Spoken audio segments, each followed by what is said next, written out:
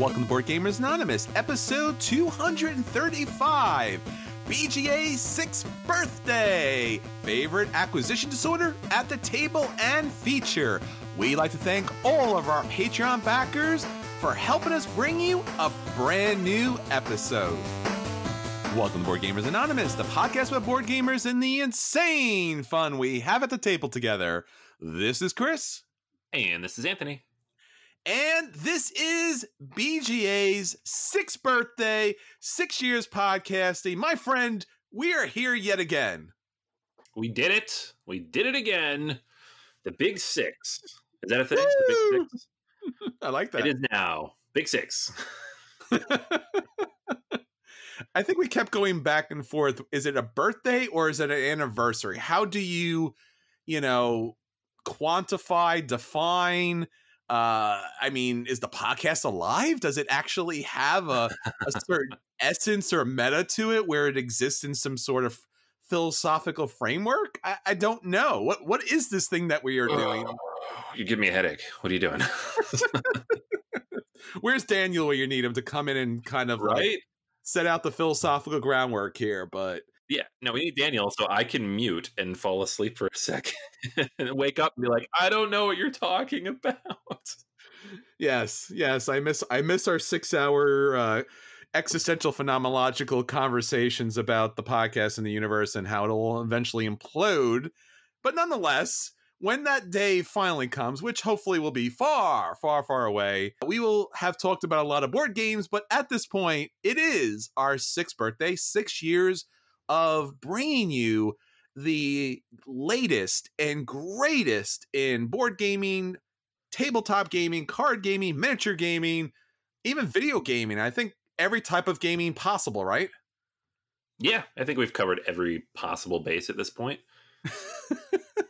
And I think even some stuff that goes way beyond board gaming and tabletop gaming. We talk about everything that gaming has an influence on and everything that influences gaming. So there's been a lot of episodes to talk about, especially this past year. I think in particular, Anthony, we really hit upon some hardcore subjects and really took board gaming to a different level, and also talked about how board gaming could just make a difference in people's lives.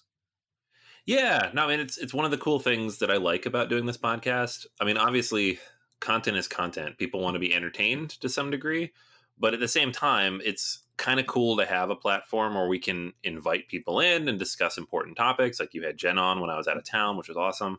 I really enjoyed listening to that myself. We've touched on several different topics, ourselves, even when we're just talking about games, we're talking about like alternate history games, but we can discuss why it matters that those even exist, right? Sure. This is cool stuff. So sometimes it's things that come up at the game table. I guess it depends on your group. Sometimes it's not. Sometimes it's just something in the back of my head. And I'm just like, oh, this is kind of a cool thing I'd like to talk about. Chris, let's talk about this. It's kind of the really cool thing about having an audience that is interested in those kinds of topics. So, What really makes it the coolest thing of all is that you are here to join us each and every week to have the conversations with. I mean, without you, our listeners, this would just be Anthony and I kind of rambling to ourselves on some street corner until we were eventually arrested and thrown in an insane asylum. So we appreciate the fact that we can say it's a thing and have you listen along. And really, as mentioned, it's our 6th birthday, another year with you. We're so grateful for that. So many great episodes. And before we just jump into the episode in a whole, obviously, thank you so much for listening. Thank you so much for supporting. Thank the Patreon backers for helping us bring you a new episode each and every week, not to mention the bonus episodes and everything else we do, including all the game giveaways that we can kind of support the audience, our volunteer efforts with Extra Life and all the different charity work we do to support the community out there. It's been a really, really, really wonderful year. And I know for Anthony and I, what we really wanted to do at the very beginning was create a podcast full of episodes, which each episode was unique. The features were unique. It wasn't just a redundant thing each and every week. So please, if you haven't listened to our back catalog, everything's available on BoardGamersAnonymous.com. Obviously, any of the podcast listening programs that you're currently using, Facebook obviously has all those kind of links, and Twitter, and even YouTube. If you haven't checked us out on YouTube, subscribe there. All of our episodes are there. Go back. You're going to learn everything about everything in board gaming. And it's just really a tremendous opportunity to connect with you, and we really appreciate that. So, Anthony, with all of that kind of fun stuff, and before we blow out the candles at the end of the episode, let's talk about one of the ways that we thank all our listeners out there. Let's talk about our Patreon contest. Yes, sir. We do this every week. We give away a game to one of our Patreon backers. We run a series of contests. We've been doing this for most of 2019. In the last 2 months or so, we've switched it over, though, where it is actually a more proactive, interactive contest where people will submit photographs. They'll do scavenger hunts. They'll figure out what components go to which games. This last week, what we did was the Match the Year Challenge. So this one came courtesy of our Slack group. I asked everybody for ideas on what they wanted to do. And so this is kind of a scavenger hunt, but the spin was, I'm going to give you a setting, a location, a year, something. Give me a game that happens there. So the 8 clues were 19th century Spain, the moon, another galaxy that's not made up, an obscure television show from the 60s or 70s, the internet, 15th century Japan, inside a tree, and at the bottom of the ocean. So some of these are easier than others. Obviously, the moon, most people just seem to Google the moon board game. But we had a lot of good entries. I feel like probably the first half dozen or so came within a couple hours. And I will say this time that there were some that I did disqualify that were not quite accurate. I'm not going to go in like the fine details of why here or there. Just, it was kind of a funny thing. Like some of these were like, that's a bit of a stretch. I'm not going to give you that one. So the winner was not actually our first complete entry because, like I said, I did disqualify a handful of them. And it was Michael. Michael managed to get all 8 of them with answers that fit those 8 particular responses. And it was a lot of fun to read through these. I've actually posted from last week, the first contest that we did. That was the scavenger hunt of just various like different types of components and stuff. So you can see that on boardgamersanonymous.com if you want to see everybody's answers. I'll probably do the same for this one, so you can kind of see what everybody did. And yeah, it's a lot of fun. So if you want to see what all these are, I post them on Thursdays, and you get a chance to join in if you're on the Patreon. Yeah, so thank everyone for supporting us on Patreon. It makes all the difference in the world for us to be able to produce episodes each and every week. And even if you're not a Patreon backer, once again, thank you so much for sharing these episodes, sharing our social media with other people, helping us grow the hobby. It means a lot to us.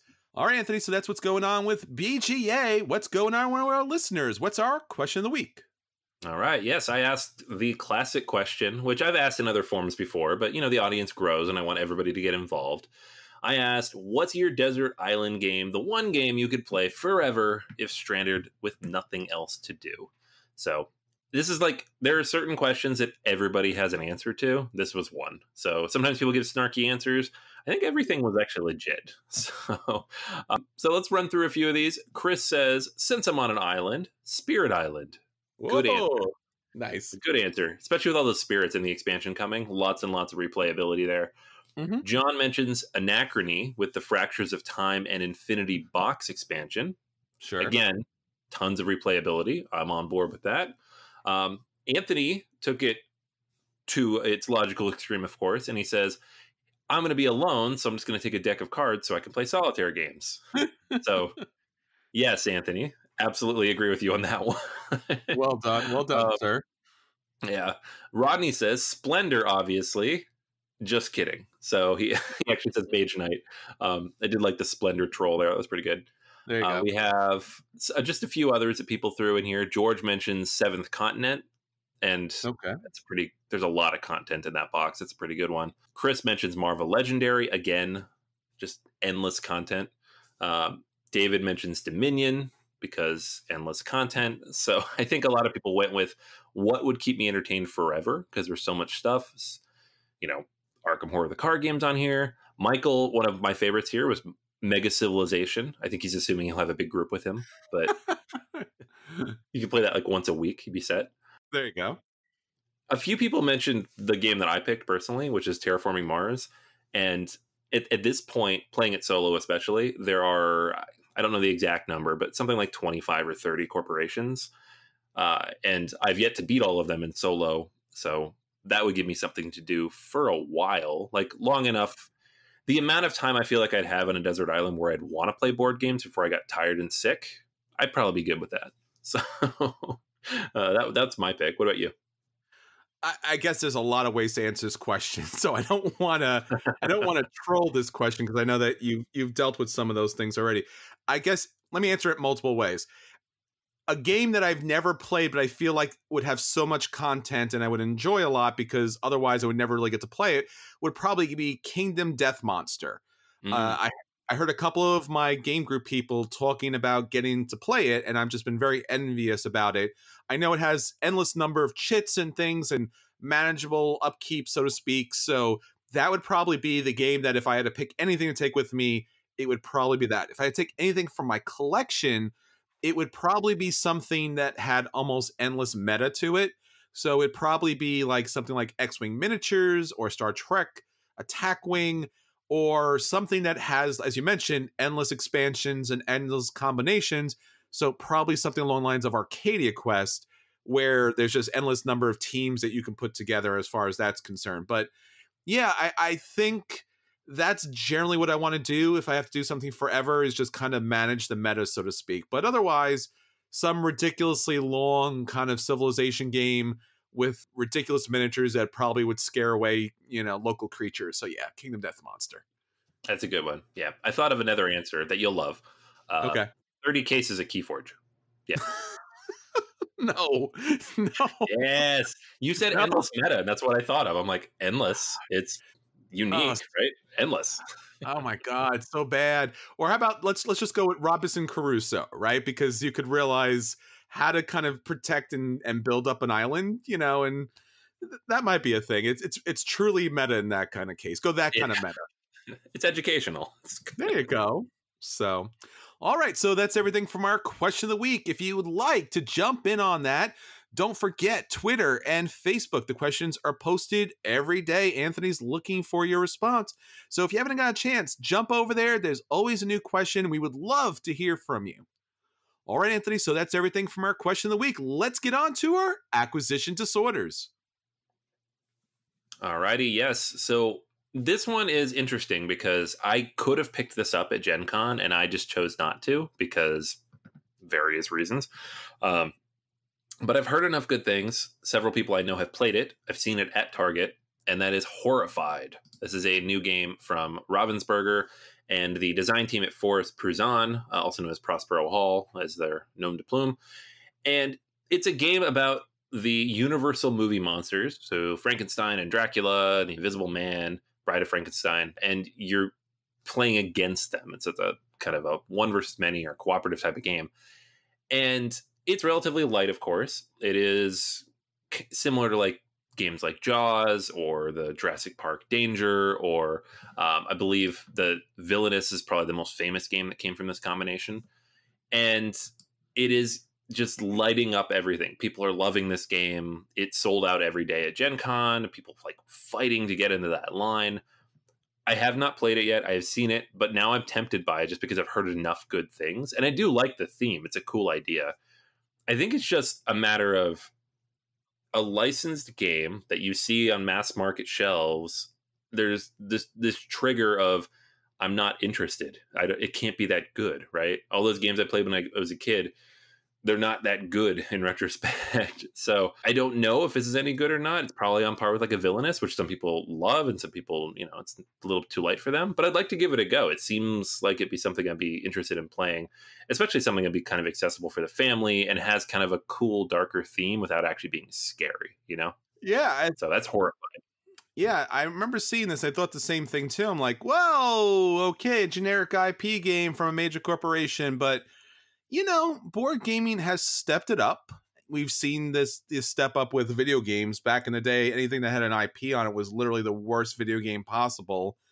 But nonetheless, board gaming has done a lot better, and this looks like an interesting take. And once again, if it's a good game and it's an IP that's recognizable, it'll bring people into the industry. So yeah, I'm totally all for it. Now, speaking about IPs and generic kind of like mass market games, is something that I actually predicted a long time ago.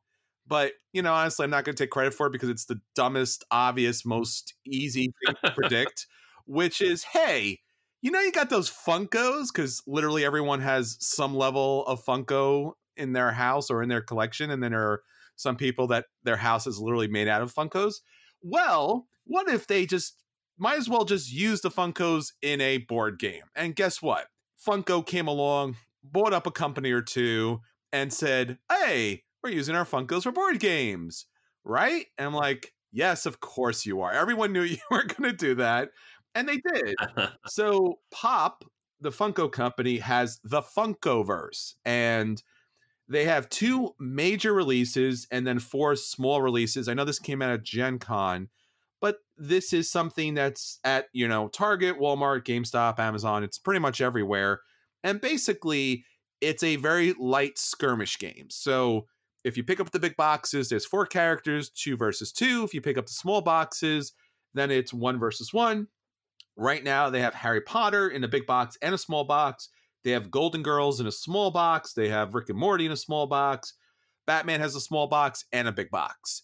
So I don't know, if you don't want to play the massively intense monolith version of Batman, you could play the most ridiculous small version of it with these Funko characters. Now, what I'm a little disappointed by, although I get it because they want to sell their products, is that at least initially, this is not a game where, like, here's a game, you just pull the Funko pieces off your shelf, and then you pick up some cards that go along with it. The games itself has the Funko characters in it already. Now, there are some options to add characters and swap characters out, and you don't have to play with certain teams. You can mix the teams up. There are individual cards in the game. So as I mentioned, you get your characters. The characters have special abilities. They're tokens. They are very low-level, cheap kind of board setup. Think Arcadia Quest as far as like 2 teams battling out objectives and slapping each other around. I have not played this. I don't foresee myself playing this. I've kind of put a healthy stop on my Funko collection, with the exception of the times when Barnes & Noble runs a board game sale and I show up and there's no board games, but for some reason all the Funkos are on sale for like $5 each. And then I have to be like, well, how crazy do I really want to get? So it's like, hey, here's this minor character from this movie I kind of like, but it's $3, so I should buy it, right? Because, minor character, right? So, yeah. So, if you like Funko, and you should, I mean, Funko is insane with the number of different characters and IPs they have, like everything from sci-fi to fantasy to cartoons to regular ordinary TV shows to political candidates. They have everything. So Funkoverse, the strategy game, very light on the strategy part of it, but it's out there, and might as well check it out with the family. Might get a real kick out of it. Yeah, it looks like licensed Crossmasters. Like, it's like it's relatively inexpensive though. Like $40 for the big box is not bad. Like, they definitely go in mass market. Sure. I think it's funny that we both picked games from the same design group. So, but like pre-Funko purchase and post-Funko purchase. So, yes, very much so. Like, these are not the kinds of games we would normally talk about ever. And then, like, both of our acquisition disorders. I mean, I don't foresee myself ever picking this up, but if someone had it, I probably just try it out because, it could be the Golden Girls versus Joker and Harley Quinn. So why not? Yeah.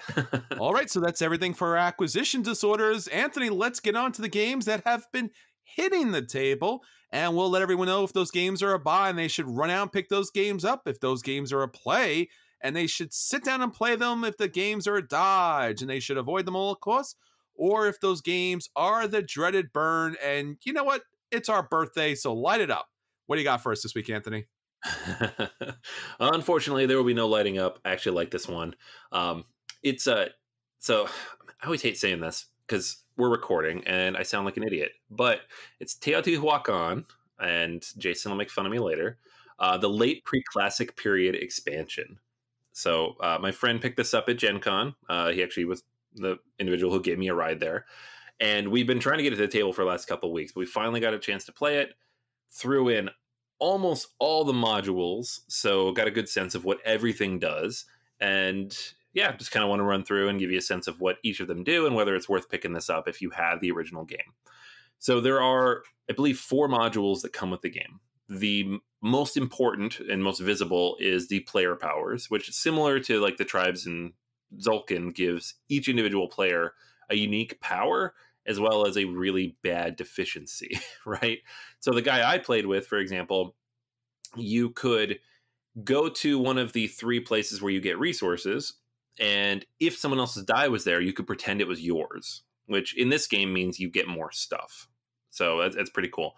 But the downside is anytime I built something with those resources I got, I had to pay 1 extra resource of my choice. So I would get more stuff when I went in there, but then I had to pay more to build. So I had to really balance that carefully. Andrew, one of the people in the group, his was whenever you get a mask, you get to take a resource and move up a track of your choice. And the expansion puts more masks in the game, like those tiles. It adds more to the mix. So he got a lot of masks, which I've never seen anybody do in this game, which already is a good sign of an expansion because it takes a mechanic that everybody was ignoring and makes it more viable. He actually won the game by 3. He beat me by 3. So that was interesting to watch. It also throws in a new temple track. There's a 4th temple track that gives you player powers that change throughout the game. So there's like 1 level 1, 2 level 2s you'll pick up, and 2 level 3s. These are really good. Like at level 1, for example, you get 1 cocoa every time you pick up a resource, or, and you get to choose one of these, or when you go to a worship space, which is one of the actions you can take, you don't pay the cocoa to take both actions. Normally, you'd have to pay extra stuff to get all the things you could get there. Now you just don't pay it at all. At the 2nd level, every time you reincarnate one of your dice, usually it comes back as a 1, which means it takes longer to power up. Now they all come back as 2s. Also amazing. Or you can get 1 free resource every time you take a tile off the board.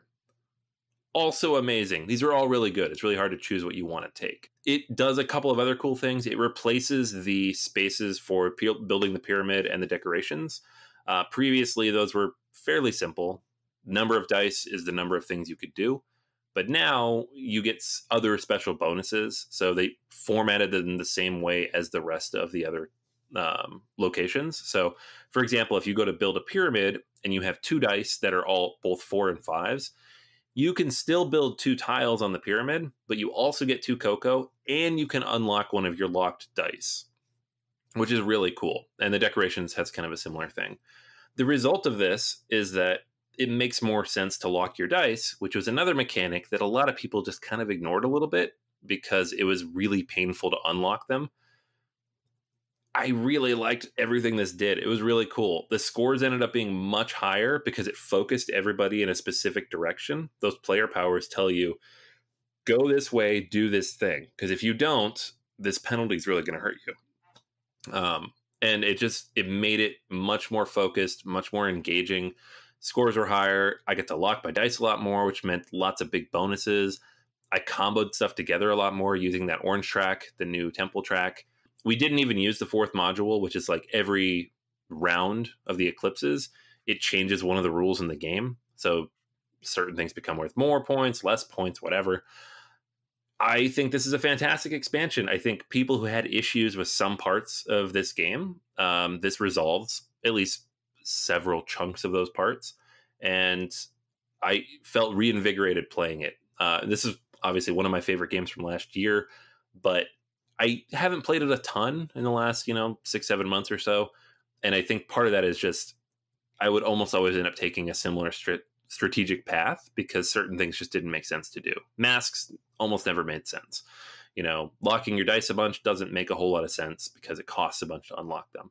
Now, those things are wide open, and I really, really like that. So I think if you like Teotihuacan, you should definitely pick this up. If you were on the fence about it and just didn't like how linear it could sometimes feel if you chose to ignore certain aspects of the strategies, you should give it a go because I think it does a lot to resolve that. Very similar to Tzolk'in and like how the expansion opens things up. So I'm going to give it a buy. It is available now, and yeah, tack it on, expand your game. And the book says don't add all the modules at once, but yeah, do that. There's no reason not to. Throw them all in there. For me, I've always been on the fence when it comes to this game. I don't think it's a bad game whatsoever, but as you mentioned, it felt completely linear for me. It was like you need to do this and then do this to get these resources and then build this. And I was just like, it's okay. It's in some ways it's kind of like almost a giant rondel, which once again, not a problem. Like I have no fault with the game whatsoever, other than, as you mentioned, trying to pronounce the name. But beyond that, it's an okay game, but it felt very locked in. Like there's just a couple of good strategies, and it doesn't allow for innovative gameplay. And I think Zolkin feels that way too, maybe more now than ever, because there are like 4 solid strategies to the game, and then everything else is you just making mistakes. But if this expansion actually, in fact, opens up the game to doing different things, I would be all in for that, because I really do want to like this game, and I enjoy a lot of it. Like I said, it just honestly for me just feels very rote. Like it's just like this and then that, this and that, this and that. I'm like, all right, So yeah. Yeah, no, I definitely think you should try it, because like in the past, I've won this game several times by ignoring the pyramid, but it's hard. Like it's hard to do that. And the reason I do that is because I'm teaching other people and I want them to build, because that's the fun part of the game, right? Yeah. But And then like you said, it's the fun part of the game. So like not building, sure, you can win, but there's literally a big thing in the middle that's being built. Why would you not want to do that? yeah, but the cool thing too is that like in the game we played, the person who won with the highest score I've ever seen in this game only built in the pyramid twice, but he had one complete set of masks, one half set of masks, and he scored them multiple times. Like he had a strategy and he had fun with it because he was doing a lot of things on the board, but he was playing the game way different than I've ever seen anybody play it. And that's cool. Like it opens up to, you can take the game, twist it apart a little bit, and just do something completely different that before you could have done that, but it probably would have lost you the game. So I'm excited for that. I want to try all of these, and I think there's like 10 of them. So it'll be a lot of fun to go through each of them. Yeah, I'm really excited about that, because for me, board gaming is fun when I get to make interesting choices. That's where I find fun. Like I don't care about winning or losing. Do I get to do something interesting and dynamic? Can I make some sort of strategy up out of nothing? Like that's a lot of fun. So yeah, I'm really happy to hear this. So I want to talk about 2 minor expansions that recently came out that you may or may not have gotten to the table yet. So I'm talking about Scythe. It's one of my favorite games of all time, and in particular, I really enjoy the variety that comes with the game. There's multiple factions in the game, and depending on the encounters that come up, and depending on the board play, and especially, of course, because the Rise of Fenris, which I'll talk about later, that really opens the game up to new things. So there was a recent new expansion that came out, which is Scythe, the Modular Board. And basically what we're talking about here is a new board. So you get a new board just like your old ordinary board of Scythe, but there are blank spots. And basically you're going to get these giant hexes that are made up of 7 small hexes, and then you're going to randomly assign them onto the board. So basically, when you play Scythe, you start out with your main base area, and here in this game too, those bases will be randomly assigned, and then you put your meeples out, which are your workers, and they'll be able to take resources. But now you don't have a set, starting out situation. So it's not like, hey, here's the rush vets. Of course they have these materials, and of course you do this, that, and the other. You may not be in that area. You probably will not be in that area. And even if you are, the tile is really going to mix things up. So once again, the Scythe Modular Board is just the regular board with a couple of extra tiles that are kind of randomized in the game that set up different conditions as far as what resources are available, but that's pretty much it. So if you played Scythe a lot, or if you feel like Scythe is a little too rote as far as like, hey, I know exactly what my first couple of moves are, or someone has like a certain strategy with a certain faction, this is perfect. So for Scythe Modular Board, the brand new release that came out from Jamie Stegmaier, I'm going to give it a buy. I think being able to switch up that meta to break down people's hardcore strategy, I think is valuable and important.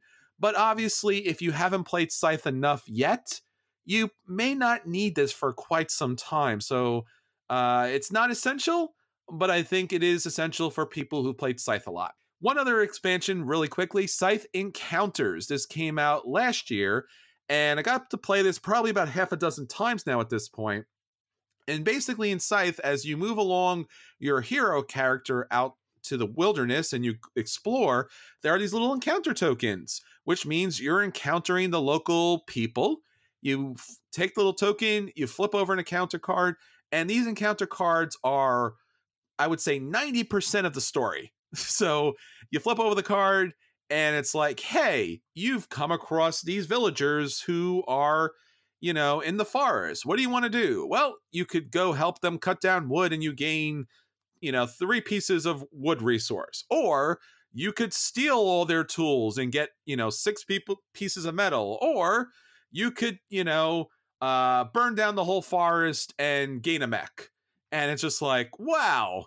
Yeah, I'll probably take the last one, but if I burn down the forest and gain the mech, I'm going to lose 3 popularity, which is a huge thing in the game. So that's typically what Scythe Encounters have been. The new pack that you get here is basically allowing you to do that, but it's even a little more intense. So the encounters are a little more dramatic. There's a little more negativity in them, but there's a little more benefit. And there's a lot of these encounters, and there are 32 in the game, that actually will stick with you for the rest of the game. So it will actually bolster you as far as resources are concerned or special abilities are concerned. Or, for example, one of the encounters, and I don't want to ruin a lot of these encounters because I think they're fun to discover, but I'll give you one. One of the encounters is basically someone could pay you. You could choose who you want to pay. Someone could pay you 3 money, and then you give them the card, and you are not allowed to attack them until they attack you. Doesn't seem like a lot, but it is a lot for Scythe. So Scythe Encounters, these ones are a lot more fun. Don't mix them in with the regular deck. They're a lot more powerful. Play with them on the top of the deck, or really just play with the standard deck because it's going to be a little unbalanced. Scythe Encounters gets a buy for me. This is a lot of fun. This is really, like I said, 90% of the story mode of the game, and there really isn't a lot of story here, so having the new encounters means a lot. So, modular boards and encounters, if you've played Scythe before, I would say half a dozen times, these are definitely worth picking up. I gotta play this game some more, man. I'm like, I keep up. Like, I've bought all these things. I think I have the modular board showing up in the mail next week, but I just don't get to the game to the table that much. Well, I'll tell you, you know, we had somebody at our game night and who will remain nameless, but he tends to play a certain color, which means he has to play a certain faction. And it may not be the best faction, or it may be one of those situations where the faction doesn't match up with his gameplay ability. But now, because of the new encounters and because of the new modular board, he gets a new setup and a new location starting point. So he can stick with his color and stick with the faction is like and enjoy it a lot more. So I think it really does open the game a lot more, like you mentioned with the Teotihuacan expansion. That's good. That's really good to hear. Because like I have some people who don't want to play specifically because of the set starting situation. Yeah. And then like modular board, and they're like, I guess. I'm like, yes. So I hope so.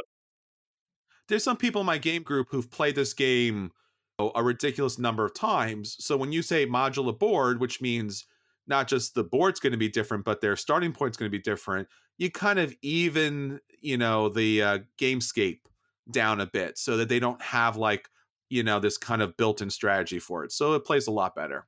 All right, so that's everything that hit our table this week. So for our feature review this week, we are talking about BGA's birthday.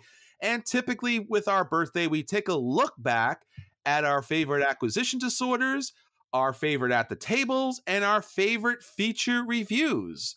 So, Anthony, what do you have to say at this monumental moment? We've hit our 6th birthday, 6 years of podcasting, 235 episodes here, plus an endless number of Patreon back episodes, plus every night is game night episodes. It's been a thing, man. Yeah, it's weird actually, because we've reached the point now, 6 years in, where I've been doing this thing for longer than one of my children's been alive. And when she was a baby, of course, right? We started this before. Yes. She's 4.5 years old now. So like for her entire life, she knows that Monday nights I go podcast. And it's just like a funny Oh, thing. That's just part of her growing up. So it's kind of a funny thing. Like it's just become part of life. And the number of games we've covered, because we do this every year, and I go back through a year's worth of episodes and look at what we've covered and what we've reviewed and what we've said we want to play. And it's always a fun experience, but recently it's become even more interesting just because the longer we do this, the more insight we get, the more like far reaching we get with like, these are the things I want to play in the future. Like this year for my acquisition disorders, I think maybe 10 of the 40 or 50 games that I've discussed have actually come out so far. So, because I'm like so sure. far out, it's an interesting difference in like the now versus 3 or 4 years ago, right? It's evolved a lot. Yeah, and I think over the last 6 years, I think the industry has changed dramatically. I mean, obviously, Asmodee not just switching hands, but just buying up so much of the game industry, and Kickstarter moving from this one random off game here and there that raises money to basically everyone using it as a pre-order system, and radically changing the hype and radically changing board gaming. Obviously, game stores having to deal with online stores, which they always have, but now also dealing with Amazon and other companies kind of jumping into the situation. Gamers expanding, board gaming becoming more of a thing with everybody has been wonderful. And then obviously with the Asmodee acquisitions, board gaming companies that we've come to love producing less and less games. So things has changed dramatically. Some good and some bad. I mean, PAX Unplugged will be coming out in December, and that wasn't something that was around when we started. And board gaming was a relatively new thing, most in the golden age. And I think we are seeing bigger and better, and at the same time, smaller and smaller things, if that makes sense, as far as how the industry is growing and yet contracting. So, I mean, I think we're looking forward to the next upcoming year and seeing where board gaming is going. But as I mentioned earlier, please take a look back. 235 episodes, all of our Patreon back episodes. There's a ridiculous number of content on there. We cover so many games, and we really, endeavored to make this a library for you that you can jump back and listen to a lot of great content, a lot of great episodes, and, get to learn more about board gaming. So please share the podcast with everyone, and our website, boardgamersnovice.com. So, Anthony, so much to talk about here. We'll be here for 3 hours or at least another 6 years. So let's actually get into stuff. What do you have for your acquisition disorder for this past year? Yeah, I mean, like I said, I look back through all 40 whatever games it was, and the one that stood out to me that I initially, and this is what I look for when I do this every year, is a game that caught my interest, and I was like, that could be a thing I like, that eventually turned into, oh my God, I love this, right? Like it's successful. It's exactly what I was looking for. And it fulfilled on the promise of what I originally read. And for me, that was Watergate. I'm not reviewing this until next week because I'm hoping to get a few more plays in. There's a couple things about it that I want to kind of work out. But this 2-player game is just, it's really captured my attention. I've got this at Gen Con. I've already played it now almost 10 times. And that sounds like a lot. It's very short. It's like 30 to 45 minutes, but it's just, there's something about it. It's hypnotic. And it's just, it takes like, Twilight Struggle, the whole idea of that, and shrinks it down into this very short, compact package that's very accessible. It was everything I read about it and saw about it after Origins, when I talked about it originally, is exactly what it is. And that doesn't happen very often. Honestly, you read about games, you see games, and you're like, oh, wow, this could be this amazing thing that does this, this, and this. And maybe it does 2 out of the 3 of those things, right? And it's still very good, but it's not like mind-blowingly good. But this game is exactly what I was hoping for. So to this point, it's my favorite acquisition disorder of the last year because it has fulfilled on all that. Oh, that's fantastic. I'm really hoping to get that game to the table pretty soon. For me, my acquisition disorder is not a board game so much, but an expansion that brought back one of my favorite board games. That's Caverna, the Forgotten Folk. Now, I talked about this not too long ago because this was an expansion that kind of revitalized Caverna. Now, if you have never played Caverna, basically it was Uwe Rosenberg's tabletop tile version of Agricola, which was all about farming. So Caverna is about farming, but it also has a cave. And instead of cards that determine what you do and how you do it, it had tiles that you could pick up for bonuses and such.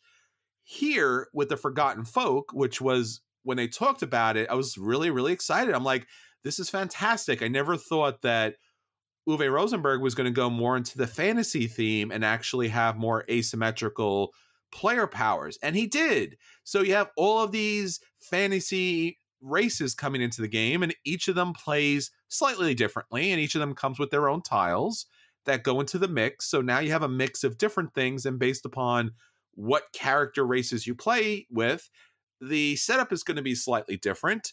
And that was a lot of fun, and it brought the game back to the table, which people generally have kind of balked at just because the setup time and the breakdown time is so massive. So having a unique race here, a fantasy race here, was something that brought the game back to the table, and something I love for a great deal, and that's Caverna the Forgotten Folk. Yeah, man, this was like, I wish I played this more, honestly. It's so good.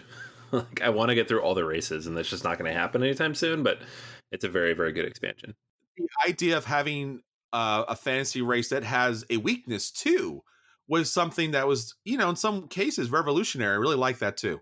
Yeah, absolutely. It's one of the reasons I like Teotihuacan's expansion. Like, oh my god, I can do this amazing thing. Oh my god, I also get messed up on this thing. Like, it's cool. All right, Anthony, so let's talk about the games that hit our table over the last year and let everyone know how great they've been. Yeah, no, so last year, the two games that were like my games of the year in 2018 were Root and Teotihuacan. I feel like Teotihuacan is the game that kind of stuck it out, and I've played it the most since then. Root is really hard to get to the table for a variety of reasons, and I've played it a lot. The expansion has revitalized it. I loved it when it came out. It was my favorite Euro of 2018, and now into 2019, I'm playing it a bunch again. So this was definitely one of my favorite games. Daniel Ticini, one of my favorite designers. I loved Zolkin. I loved all the things he's collaborated on. And this game in particular just really clicked for me in a lot of ways, and has me so excited for his new game that I talked about a couple weeks ago, Tres Megistus, coming out at Essen, that I just, like, I'm trying to figure out how to get it.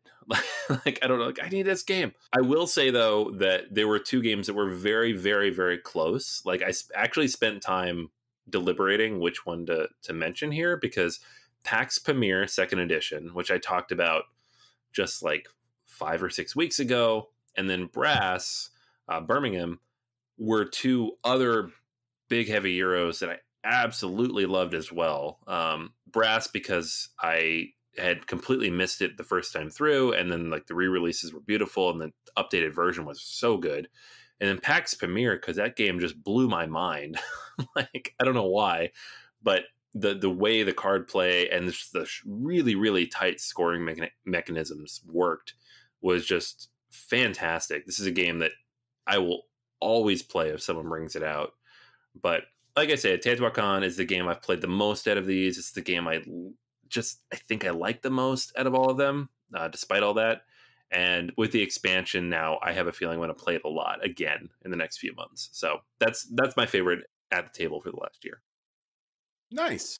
Well, for me, and it's kind of funny that we're talking about games we just talked about earlier, as far as having expansions coming out, a little synchronicity there.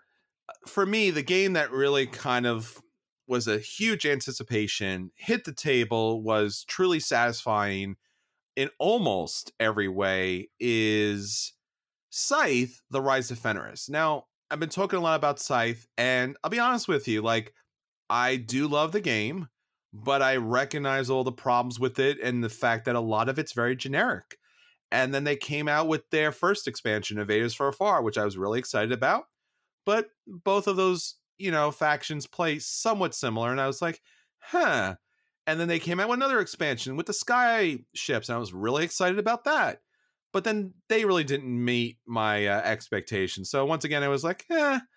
And when they talked about Fenris, and they talked about this kind of legacy model / campaign model, and I was like really intrigued. I was like, this is great. It's a little expensive, but this sounds going to be great. and I got to play it. And it's really great. Now, it is mostly great, if not all great, because of the modules that come with the game. You get 2 more expansion factions, which play very different, and they're truly unique and interesting and have totally different gameplay options to them. And that's the kind of factions I wanted in the game. There are a changing board as far as a random option of how the stars come out as far as victory points are concerned. There is a Euro version that you can put down there and play that, or there's more of an Ameritrash war version you can play without the randomness. You just drop that board down. And there's a lot of little extra bonuses basically to how the game plays. Now, the story mode for me is a letdown because it has one kind of little twist to it, but that's pretty much it. And even the end is kind of like, hey, you did a thing. Congratulations. I'm like, huh, all right. It's over? It's over. But I still enjoyed it very much. It was really engaging, and it's probably one of my favorite game experiences. So, for my game of year, which is kind of basically an expansion, Scythe, The Rise of Fenris. Yep. And I'm going to say the same thing I say every time you talk about this. I need to play it. Well, you got another year birthday wise to see if you can squeeze that in. I don't like the people. They don't want to play Scythe. I don't know what their problem is, man. I got to get them into it. The Rise of Fenris really does something unique for the game, and the two, and I'm hoping I'm not spoiling anything, but the 2 expansion factions that come into play are fantastic. They're not just like the other 2 that came out, which were okay. They weren't bad, but these 2 are just game breaking. So I really enjoy that. And I think that your game group will too, if you can actually get it to the table. All right, Anthony, so let's talk about the final part of our birthday celebration. Let's talk about our favorite feature. Yeah, so for me, back in episode 221, about 3 months ago, I talked about the top 10 roll and writes. And I say I talked about because I don't think Chris said anything, maybe? Did you say anything? I think I introduced it. I think that's as far as I went with it. I play roll and writes, but honestly, I'm not a big fan of the roll and write. Yeah, I feel like I'm alone on this. Well, I'm not alone, obviously, because everybody's making them right now. But the last year has been, and almost exactly 1 year, has been like my discovery of the genre. So to the point where I could do a top 10, like 9 months later. I don't know what it is. Like, there's something about it, the puzzle of it, the tactile nature of just writing something down and building it out. These are fantastic games. Like those 10 games, I like all of them, and I own almost all of them. And then like the upcoming ones I mentioned in like the post thing, I have most of them at this point. I think there's 2 that I don't have, and almost all of them are good. So I wish I could tell you why I love roll and write so much. I don't know what it is about like my personality or my gaming preferences that just clicks with me, but these games are fantastic. I've been playing a bunch. I bought almost everyone I could find at Gen Con. So I have probably 6 or 7 more that I'm going to talk about here in the next few weeks. I think in a few weeks, I'm doing like the solo ones on Every Night is Game Night. And then I'm going to do like a roll and write roundup here on BGA, like I did a couple months ago, just covering all of them. And it's just, I don't know. It's like a new genre that I hadn't discovered, which when you've been in board gaming for a few years, you've been doing a podcast, you play several games a week, you're constantly learning new rules. It's rare that you discover a new type of game that you just absolutely love. It's exciting. So that's where I've been at with that genre. And I feel like that episode was kind of the culmination of that. And yeah, it's one of my favorites of the year. Yeah, I remember episode 221. And as you mentioned, it's a fine, mechanic, so to speak. It's just never really clicked with me. I do enjoy some of those games, Roll Through the Ages in particular. But, it's just, I don't really enjoy scratching on some piece of paper and kind of feeling like, hey, that's a board game. I really want the pieces and the parts to it. But no, I enjoy the fact that you enjoy it. And so many people at game nights enjoy it, because I have played a lot of roll and writes, because it's one of those kind of filler games that almost plays with any number of characters at the table. and it really has developed its own niche. So yeah, I think we're just going to see a lot more. I think Dinosaur Island is getting a roll and write, if I'm correct on that. Yeah, everything is getting a roll and write. Like there's a Kingsburg one coming out. There's Dinosaur Island one coming out. I have, again, like I said, I have 8 sitting over here. There's the Patchwork one I picked up, the Cottage Garden one I picked up. You're going to hear about so many roll and writes the next month and two. Just enjoy it, man. You can enjoy for both of us, and until BGA gets its own roll and write. But for me, the episode I want to talk about is episode 186. That episode is top 10 games at 2-player, and in particular, Euro games. Now, my big problem with board gaming in general is typically, and I understand this, is that when they market these board games, they want you to believe that it plays with every player count possible. And if you've ever played a board game, you know that is absolutely not the truth. Games play best at a certain number, give or take a player. And, you know, since you don't have a lot of opportunities to get games to the table multiple times, typically you're going to play a game once or twice and decide if you want to buy that game or if you want to, you know, bring it more to the table. So trying to figure out what the best player count for that is really challenging and difficult. So especially at the 2-player count, you know, typically 2-player games are really quick, kind of back and forth, and they kind of rush through and everything. But if you want to play something really dynamic, really crunchy, you know, Anthony and I put together a great list of the top 10 2-player Euro games. And in particular, I have played now all of these games. I've enjoyed all these games. They all play great at 2, even though all of these games are not 2-player games. There are a lot of games out there that are just 2-player games. These games play great at all numbers, but especially at 2. So jump back and check out episode 186 and find out what games are there. Yeah. I remember this list, actually. I was out of town that week, so I think you did this one by yourself, maybe? I did. Yeah.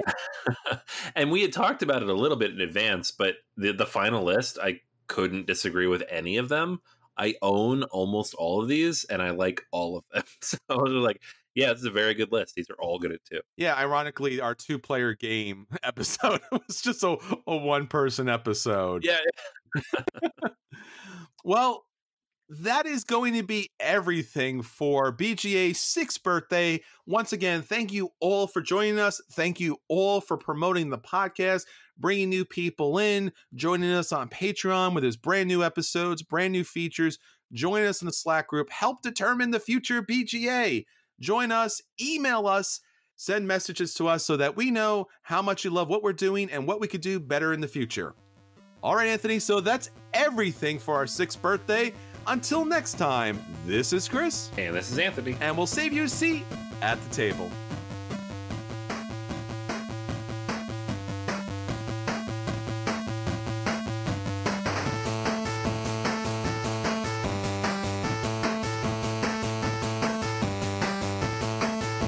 Listening to a proud member of the Dice Tower Network, dedicated to bringing podcasters together for the greater good of gaming.